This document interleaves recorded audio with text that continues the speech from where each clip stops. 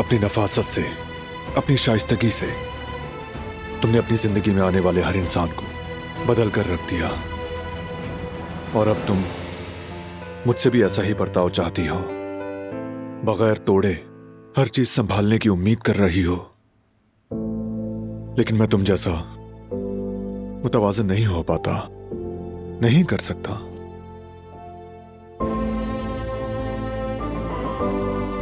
मेरा यकीन करो, मैं भी नहीं चाहता कि ऐसा हो कि मैं अपने चचा को एक झोंपड़ी में जंजीरों से कैद करके रखूं।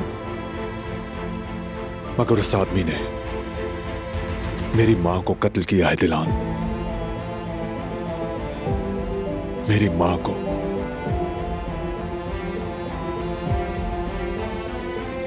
जो कुछ उसने किया उसके बाद तो मैं उसे अपने हाथ से निकलने नहीं दे सकता दिलान, क्योंकि इस बार हमारे पास इसके अलावा कोई रास्ता नहीं है।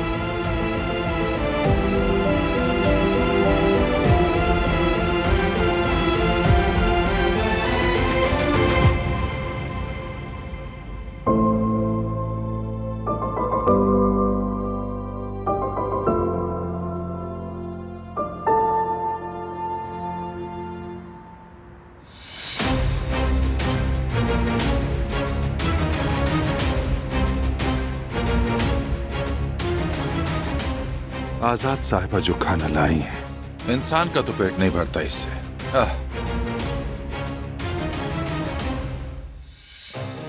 दो अदद दोलमा,